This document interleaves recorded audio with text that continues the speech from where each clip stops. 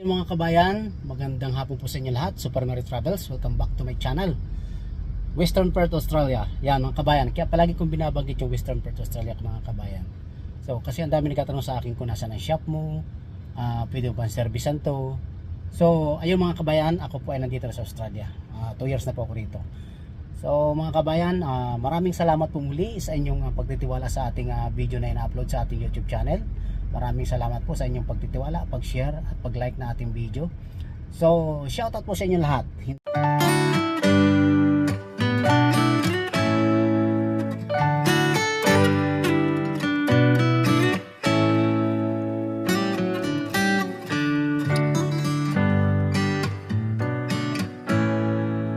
So mga kabayan, may ginagawa tayo ngayon, Toyota Land Cruiser 79 series. So ang issue nito ay ABS light on at saka yung traction. So ito, pakita ko sa inyo. Ayan, ABS light on saka yung traction control.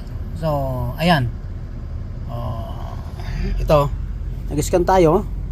Ang nakalagay dyan ay current C1406. So speed sensor, open or short and front speed sensor left hand circuit. So mga kabayan, tinanong ko muna kung ano ang, ito naman mga history na lang yan eh. History, left hand din ito eh. So ito din, ito ay current ano to, EV communication. So dito tayo magpupokus sa traction control sa ABS. So replace ako ng rotor disc nito. Nakita ko yung problema kasi doon sa sway bar o doon sa stabilizer bar ay naglagay sila ng extension. So ibig sabihin bumaba siya. So ibig sabihin bababa yung suspension niya sa unahan. So mahatak yung ABS wire. So ayun, nakita ko kanina, tinanggal ko yung bracket niya para hindi putol. So isa lang napiktuhan, yung nasa left hand. So titingnan natin kung ma-repair natin. So itong nasa kabila ay wala naman sinasabing scanner natin. So bali yung dalawang bracket sa unahan, left hand at right hand, tinanggal ko lang para free ko yung wire. So yung mga kabayan ang gagawin natin ngayon. Titingnan natin kung ma-repair natin. Okay, let's go. Please subscribe and hit on that notification bell para palagi kayong updated kay Super Mero Travels sa mga video na i-upload niya. Okay, sigurado dito ang putol nito kasi nabanat ito eh. Tinanggal ko yung bracket niya dito kabayan, no? Ayan, no? May bracket yan. So unat na unat niya pa ganyan, no? So dalawa magkabila. So tinanggal ko yung bracket para maging free siya. Okay natin kabayan, hanapin natin yung connector para mabunot natin. So testingin natin, i-repair natin. Okay, so mga kabayan, tinanggal natin dito yung takip. Ito yung takip niya. Ito yung guma niya. Yan, tinanggal natin yan. So para makita natin yung wire niya. So andito yung wire niya kabayan, tinanggal natin 12 para matanggal natin dito sa bracket niya. Ayan. So ayan.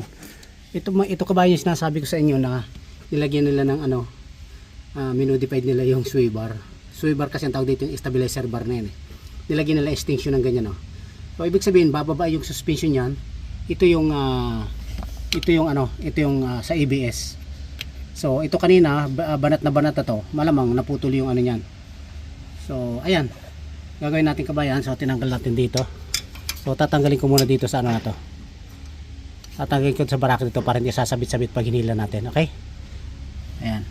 So tingnan natin kung ma-repair natin. Okay, so ito mga kabayan, na tanggal na natin yung connector niya, putol dun sa gitna kabayan. Ito dudugtong natin, repair lang natin. So ayan, pinutol ko. Ayan. So ayan, kailangan na may dugtong natin ito mga kabayan. Ay nako,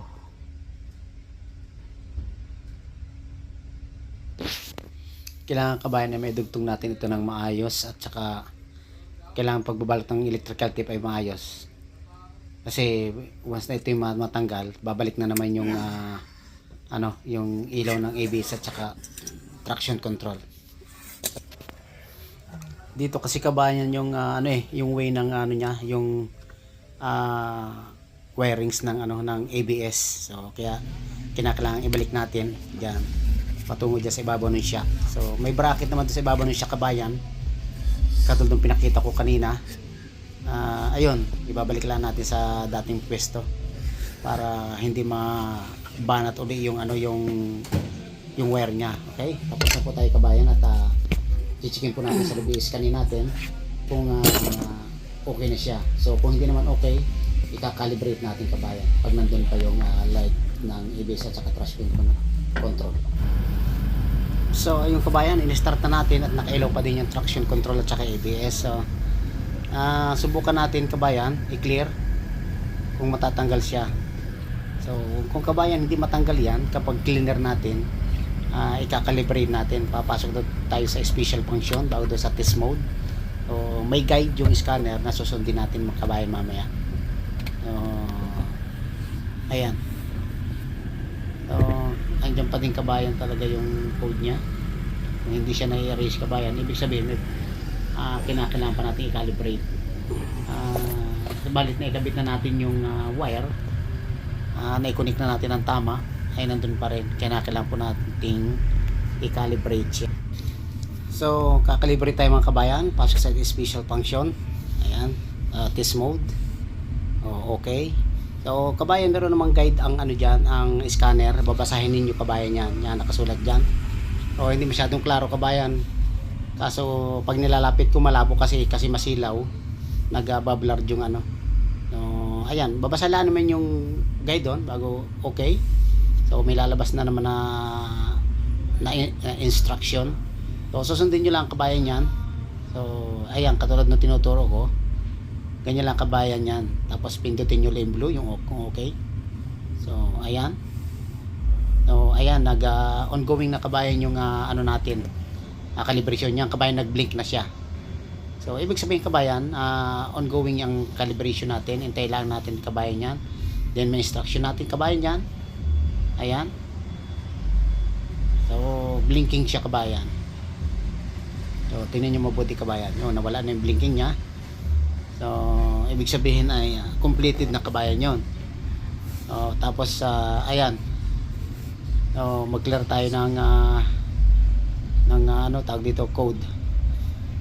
Ayan kabayan, sa test mode tayo papasok ha, special function bago test mode. Ayan, wala na kabayan yung ABS light at saka traction control. Ibig sabihin pa nagbibiling kabayan, ibig sabihin kabayan ay tama yung procedure na sinundan natin. So yun, tapos na kabayan. Yun kabayan, at i-clear na natin yung sa memory. Minsan kasi nag-i-store dyan. So, kinakailangan natin i-clear yan.